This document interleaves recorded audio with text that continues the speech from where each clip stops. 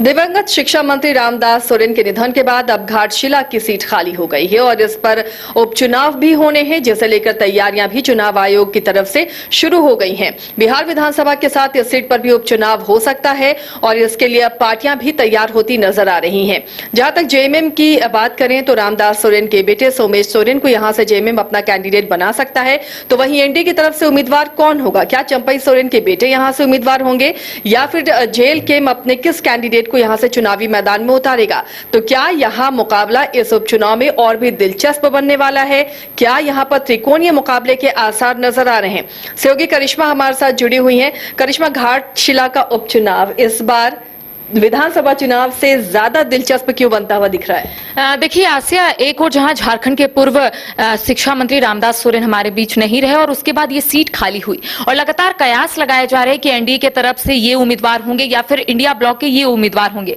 हालांकि आधिकारिक पुष्टि फिलहाल आसिया नहीं हुई है और ये माना जा रहा है कि यहाँ पर त्रिकोणीय मुकाबला जो है वो हो सकता है, क्योंकि ये बताया जा रहा है कि एनडीए के तरफ से झारखंड के पूर्व मुख्यमंत्री चंपई सोरेन के जो बेटे हैं बाबूलाल सोरेन, वो शायद चुनावी मैदान में उतर सकते हैं। भारतीय जनता पार्टी की तरफ से एक बार फिर से उन पर दांव खेला जा सकता है, क्योंकि इससे पहले भी झारखंड विधानसभा का जब चुनाव चल रहा था तो बीजेपी की तरफ से बाबूलाल सोरेन चुनावी मैदान में उतरे थे। हालांकि उन्होंने 75,000 वोट जो है वो प्राप्त किए थे, लेकिन देखिए अब माना जा रहा है कि एनडीए की तरफ से शायद वो उम्मीदवार हो सकते हैं, लेकिन आधिकारिक पुष्टि नहीं हो पाई है। अगर दूसरी ओर हम इंडिया ब्लॉक की बात करेंगे तो झारखंड मुक्ति मोर्चा की तरफ से उम्मीदवार जो है चुनावी मैदान में उतरेंगे, क्योंकि उस सीट से चूंकि ये बताया जा रहा है कि रामदास सोरेन अब हमारे बीच नहीं रहे, तो ऐसे में आपने देखा होगा कि झारखंड की एक परंपरा रही है आसिया, डुमरी विधानसभा चुनाव उपचुनाव में भी आपने देखा होगा कि जब झारखंड के पूर्व शिक्षा मंत्री जगन्नाथ महतो हमारे बीच नहीं थे, उसके बाद वो सीट खाली हुई। उसके बाद उनकी जो पत्नी है बेबी देवी, वो चुनावी मैदान में उतरी। हालांकि उससे पहले उन्हें मंत्री बना दिया गया था।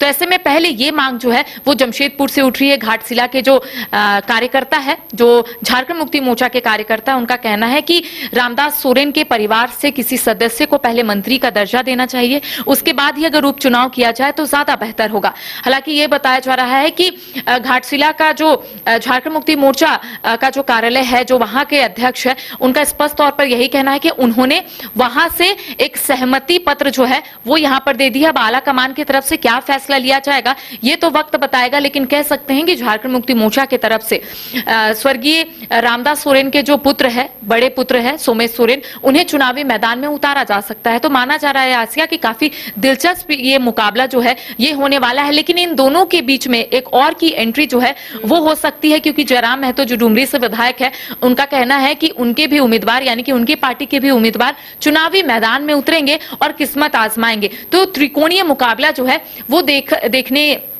को मिलेगा आसिया इस बार चुनाव में। और हम कह सकते हैं कि तमाम जो तैयारियां हैं उपचुनाव को लेकर वो लगभग पूरी हो गई है। बस सभी को इंतजार है कि आधिकारिक पुष्टि कब होगी। लेकिन मुख्यमंत्री हेमंत सोरेन ने हरी झंडी कुछ दिन पहले ही दिखा दी थी, तो ये माना जा रहा है कि सोमेश सोरेन ही चुनावी मैदान में उतरेंगे। हालांकि एनडीए की तरफ से, क्योंकि आपको पता होगा आसिया की बीजेपी हमेशा से ही चौंकाने वाला निर्णय जो है वो ली है। अगर ये खबरें सामने आ रही है कि बाबूलाल सोरेन चुनावी मैदान में उतरेंगे, तो ये नहीं कहा जा सकता है जब तक भारतीय जनता पार्टी की तरफ से ऐलान नहीं किया जा सकता है। तो कह सकते हैं आसिया कि त्रिकोणीय मुकाबला होगा और काफी दिलचस्प होगा। जी, तो घाटशिला की जंग इस बार दिलचस्प बनने वाली है। ट्रायंगुलर फाइट के लिए हम सभी तैयार हैं, वहां की जनता भी अपना मन बना रही होगी। लेकिन अक्सर देखा गया है कि उपचुनाव में जेएमएम का पलड़ा हमेशा से भारी रहा है। एक और बात, चूंकि चंपई सोरेन ने कुछ दिन पहले ही एक्स पर एक पोस्ट किया था और उन्होंने लिखा था जोहार घाटशिला, तो इससे ये भी हम मान सकते हैं, चूंकि लगातार वो क्षेत्रों का भ्रमण कर रहे हैं और वो अकेले नहीं बल्कि उनका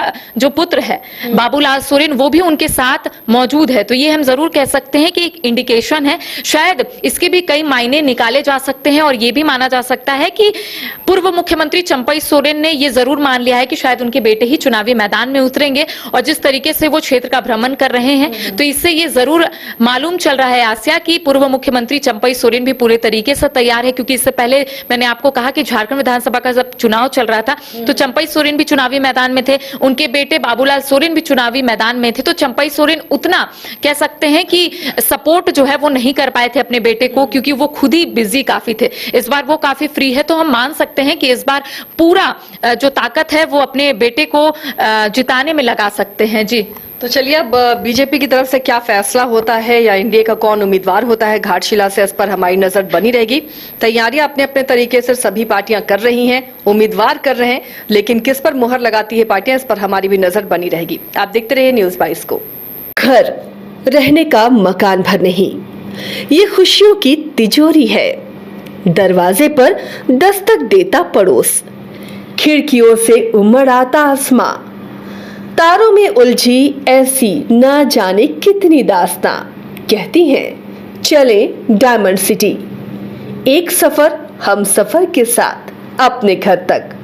diamond city life long bonding, 500 से ज्यादा खुशहाल डायमंड परिवार। जल्दी करें, सिर्फ 200 फ्लैट बाकी, आज ही बुक करें अपना आशियाना। गोल जहां 27 वर्षों के सफर में 17,000 से भी अधिक छात्रों ने डॉक्टर एवं इंजीनियर बनकर भरे सफलता की ऊंची उड़ान, जहां साधारण छात्र भी असाधारण सफलता प्राप्त कर बना रहे इतिहास। दूरदर्शी शिक्षाविद श्री विपिन सिंह के मार्गदर्शन में मेडिकल एवं इंजीनियरिंग के लाखों छात्रों के लिए आशा की किरण के रूप में गोल्ड रिजल्ट फैक्ट्री।